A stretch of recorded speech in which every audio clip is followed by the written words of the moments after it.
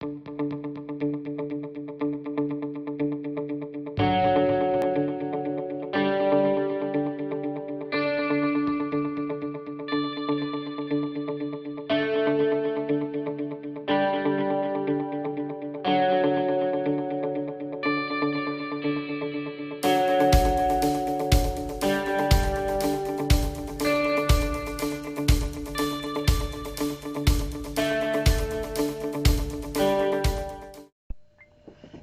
morning, everybody. Crafting Journey here. That Journey Chick on Instagram. Welcome.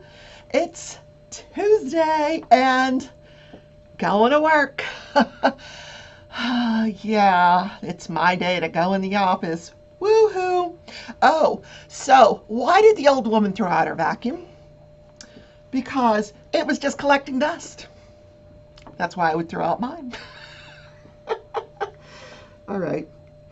I digress. Anyway, worked on the rabbit yesterday. Look, the rabbit. He's a little sparkly. Let me show you. I went crazy with the sparklers. Fairy dust sparklers. Yes. He's surrounded in fairy dust sparklers. Why? Because I can. I don't know. It was a light pink that went there, so I just replaced it with the fairy dust. This is such a cute painting. I really do love it. Anyway, I'm having fun. It's the rounds, you know. This is, you know, if something is becoming boring, like doing square diamond paintings, change it up. Get a round one out. No one says you have to complete a diamond painting from beginning to end.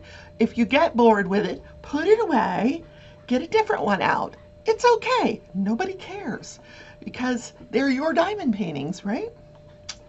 Yeah. I got my to-go coffee cup.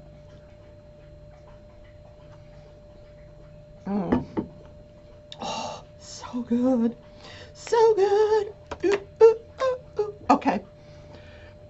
Friend mail yesterday, guys. Look what I got in friend mail.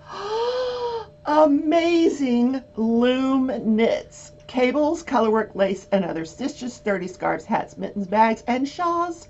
Shawls. Plus all the basics by Nicole Cutts. And so I haven't flipped through the whole thing. I can do a separate video. I'll do a flip through on the second video.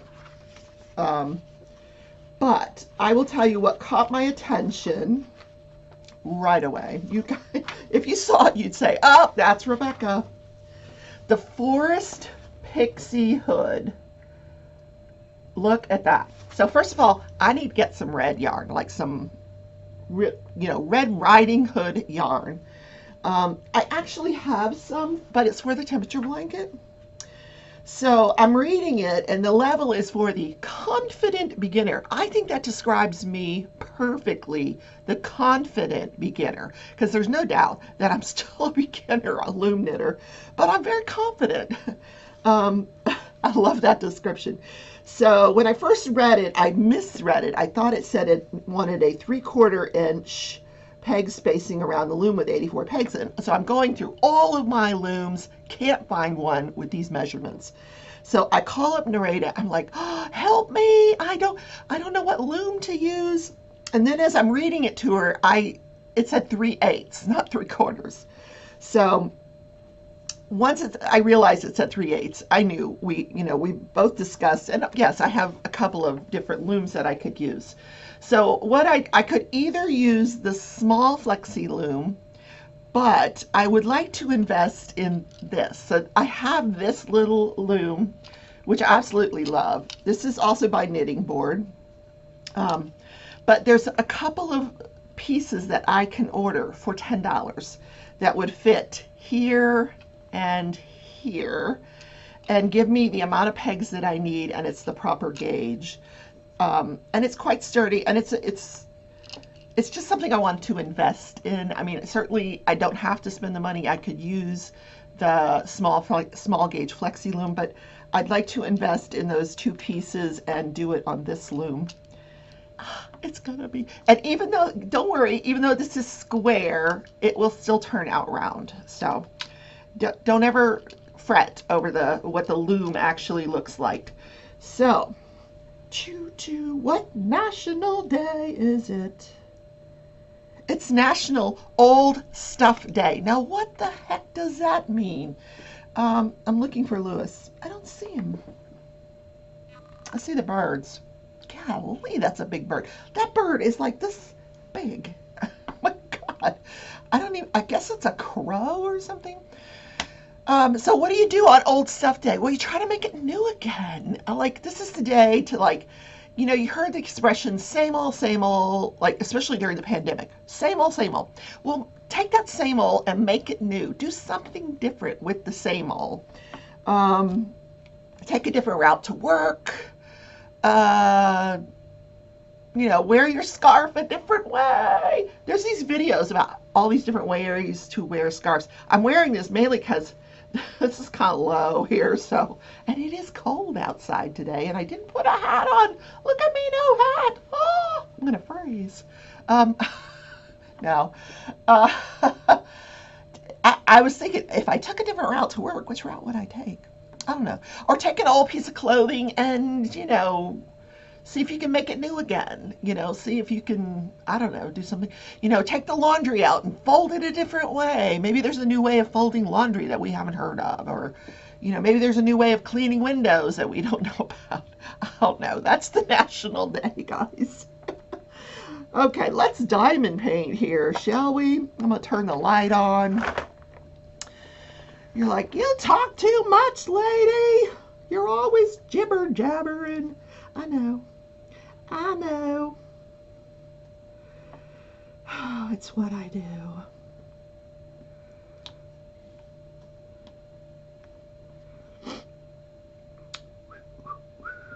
See, you got 10 seconds of silence out of me before I move on to the next segment.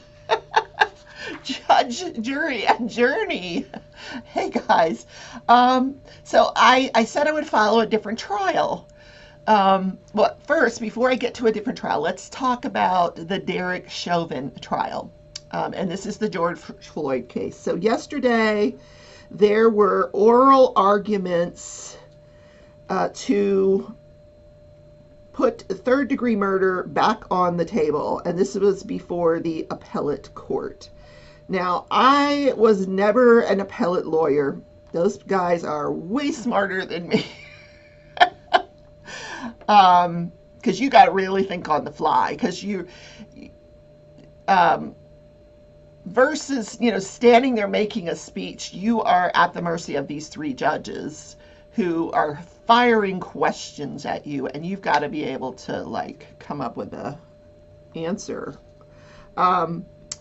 So the issue is there's another case where this appellate court said, the third-degree murder applied, and the judge in this case said he didn't agree with that decision. He didn't agree with the appellate court decision, so he wasn't going to let third-degree murder in. Well, their argument was, he cannot do that. You guys decided a case, and he has to go with your decision. So the defense's argument was, no, he doesn't have to go with your decision because your decision isn't final until it's been heard by the Supreme Court. And basically you could tell the judges were not having that argument. They were like, excuse me? If we waited for all of our decisions to be reviewed at the Supreme Court level, people would be waiting over a year for a decision on whether or not to prosecute a certain charge. That's ridiculous. So I'm pretty much convinced that they're going to order the judge to reinstate third-degree murder charge. And they did say they recognize the urgency of their decision, given that the trial starts next week, and that they would have a decision sometime this week. So appellate stuff is not terribly interesting, but anyway, just gives you a little flavor of what's to come in that trial. So I started following the trial of Kelsie Thomas. Kelsie, on July 19th of 2019,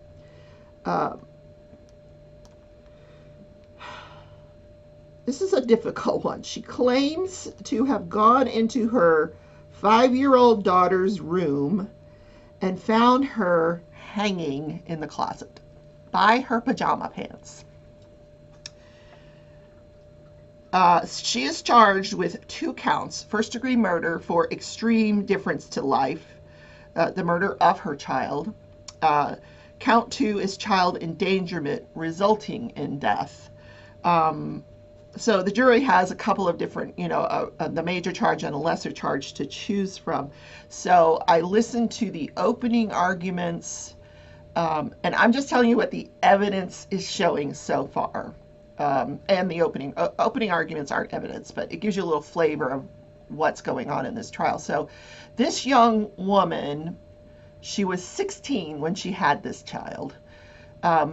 She goes on to get married to a different person, not the father of this child. She marries this different gentleman, and she graduates from high school, marries this guy. They have another baby, and the testimony yesterday was that she favored this other child over the first one because the first one reminded her of her old boyfriend that she hates, apparently. So, and so the prosecution's basic argument is that she strangled her child. Now, I haven't heard any evidence of that. Really, the evidence yesterday surrounded, how was grandma notified? How close was grandma? And we're looking to see that they might have been semi-estranged, that grandma actually wasn't terribly involved in this child's life, even though she said, "Oh, she's my world." Okay. But and then a friend of the defendant testified, and she also testified that she favored this other child.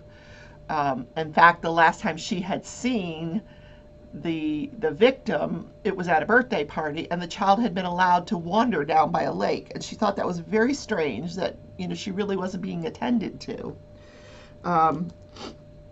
We can all look back and say, hindsight's 20/20. However, so then they put they put the defense on the defendant's husband on the stand, and you can clearly see that they are estranged now, and some police officers. So the rest of the testimony centered on, what happened that day.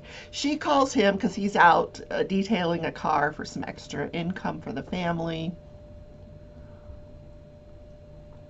She says, "When are you coming home? I gotta go to work." Because he was supposed to come home and watch the kids so she could go to work at her job at the Kelsie gas station making pizza.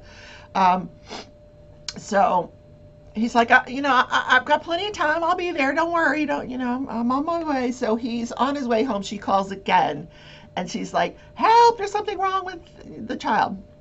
I don't want to say the child's name, out of respect for her as the victim. But so he gets home, and the street is filled with ambulances and fire trucks, and the testimony of the first fire person on the scene is that he comes in, the child is in the bed, has vomited, and is just lifeless. So he clears the child's airway, starts CPR, but he said there was no pulse. The limbs were cold, which means the child's probably been dead for a little while.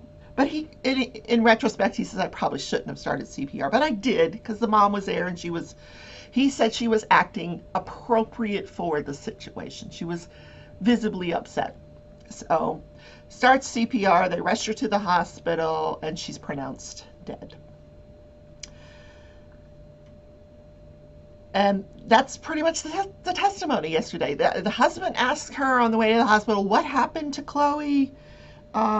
And she said, "I don't know. She was taking a nap. I went in there and I found her hanging in the closet." Now, I know this is going to be way more interesting today. We're going to hear more because I want to know more about why they think she strangled this child. Because even the police officer said, at the hospital she was acting, appropriate for someone who had just learned that her child had died. So, yeah.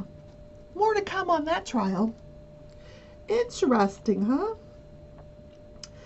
And that trial occurred, sometime in the past year. I'll have to look it up again to see when it actually happened. And I have not looked at the outcome because I don't want to prejudge anything. So, okay, how are we doing on time? Oh, we're good. We're good. Yeah. Do do do do do do. I don't want to go to work, but you have to. Okay, so this is just like an aside here. This is National Severe Weather Preparedness Week. And today there is supposed to be a national tornado drill. Now I'm going to be at work, and they said, please act as if this is the real thing. I have no idea where I would go at work. I don't know. Like the tornado siren's going to go off. Even here in my house, I was looking around, and every room in this house has windows. Every room, except for the laundry room here. But that's built in this garage, and I don't think it's probably the safest place. But I'm thinking this house is probably not safe. Although this house has been here since the 50s, and no tornado has hit it. Knock on wood. But I guess I would go in the laundry room if it happens, because they're not telling you what time of day this is going to happen. I guess I would go in the laundry room because there's no windows there. And then because there's no hallway. I guess no, there's no hallway where I can shut doors. Even the bathroom has a window. So think about that today. Where would you go if the tornado siren went off where you live? And no one is safe from tornadoes. Trust me. And this is tornado season. It starts right now, and it'll peak in April and May, and then kind of die off in May. But yeah, please be aware of that. Give it some thought today. Even if you don't treat it as real, just give it some thought. Where would you go to stay safe if you heard the siren?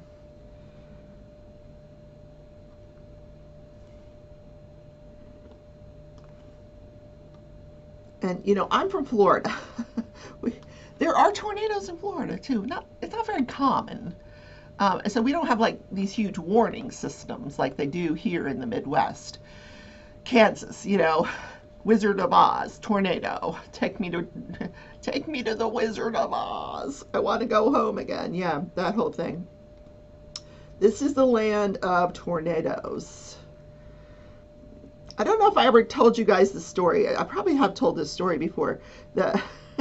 I was practicing law in Oklahoma. I lived in Florida, but I had several cases in Oklahoma. So I actually lived in Oklahoma for a year, in Oklahoma City.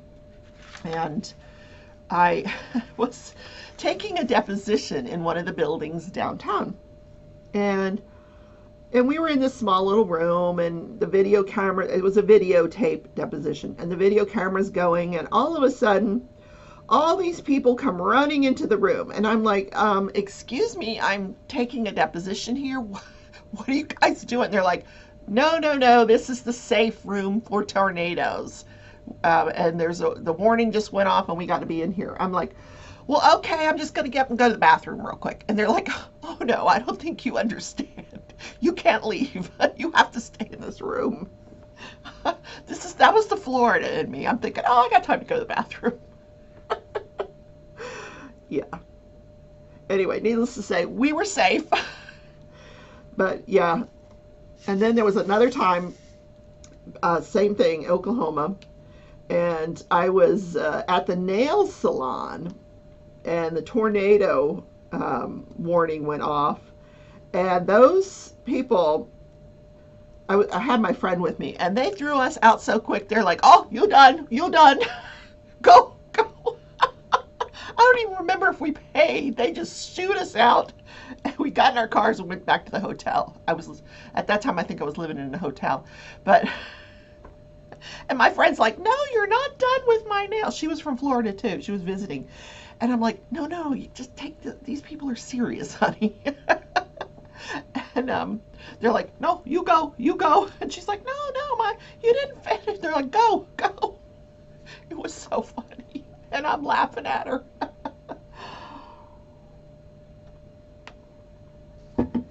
Oh, that coffee's good. Oh, it feels so good.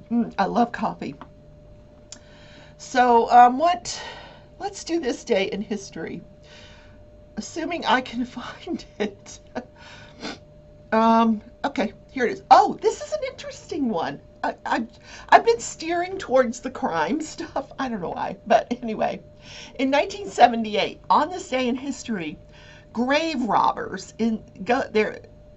this is in Switzerland, steal the body of Charlie Chaplin. Now he died on Christmas Day in 77 at the age of 88 years old. He was living with his fourth wife, and he had been married to her for many, many years. They had 8 children, and they settled in Switzerland. Well, these people that stole the body, they call up his wife and say, we want $600,000 as ransom. You give us $600,000, we'll give you the body back. And she's like, no, Charlie would say that's ridiculous, and I'm not going to give you that money. So then they were threatening her kids. Nevertheless, she's like, no, you're not getting the money. So they finally figure out that it's these 2 like auto mechanic guys, and they get tried for it. They admit where the body is. He was buried in this field, so they dig him up. This poor guy. They dig him up, and let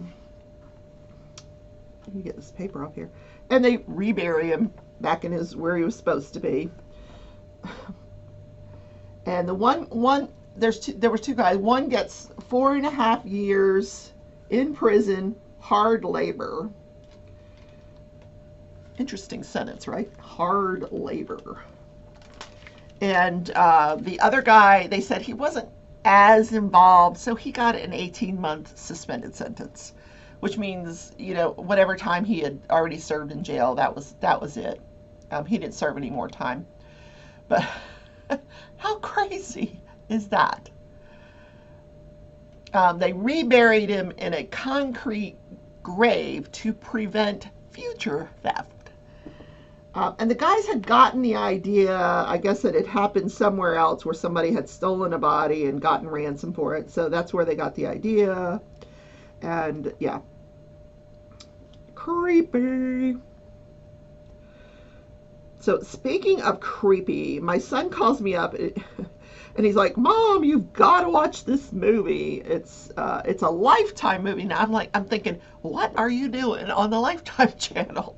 Why is my son on the Lifetime channel? So he watched this movie, and it's called Girl in the Basement. And he's like, you got to watch it, Mom. It's based on a true story. So I find it on the Roku because I have Lifetime app. So I find it and I watched it, and I'm like, if you want to watch a creepy movie, that's it. Creepy. I mean, what happens to this girl is nothing short of horrendous. Horrendous. And it's based on a true story that was even more horrendous. Like, they didn't even scrape the surface of what really happened to this girl in real life. Wow. So just watch it, and I was like, I'm crocheting and going, like my jaw. I had to pick it off the floor. Yes, Lifetime went there, guys. Oh, man.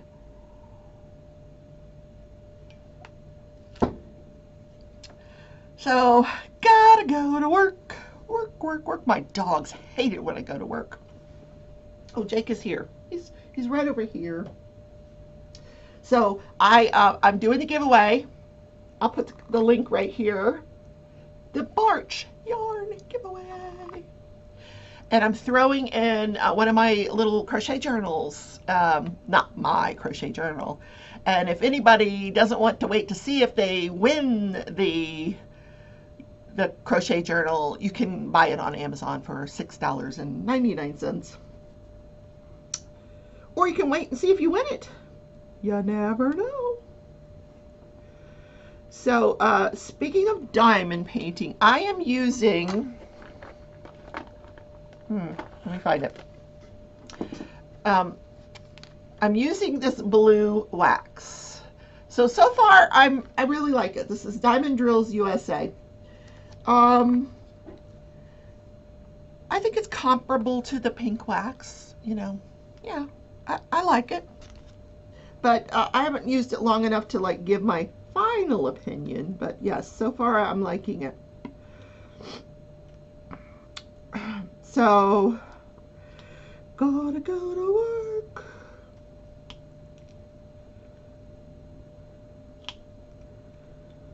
All right, guys, that is the morning show for Tuesday, March 2nd,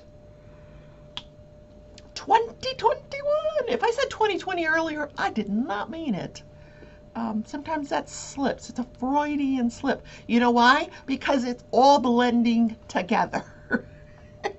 We're still in a pandemic. The news said last night that the numbers are going back up, but the Johnson & Johnson vaccine is now out, available, single dose. Well, I say available. Supposed to be available. They were showing the UPS truck, you know, hauling the vaccine to wherever it was going. So, good luck. I hope that you're in a state where it is available to you. Let's get everybody vaccinated. Let's get over this pandemic and get back to our lives. Yes. All right, guys. It's off. I'm going to work. I'm going to put this little square back on here. This is parchment squares. Never use wax paper. Use parchment. And it sits on there quite nicely. And I want to put one more right here. Or you can use release papers, whichever one you have. So, bye everybody. Take care. I love you. I will see you tomorrow in the morning show, and have a great day. Stay safe. Think about where you would go during the tornado drill.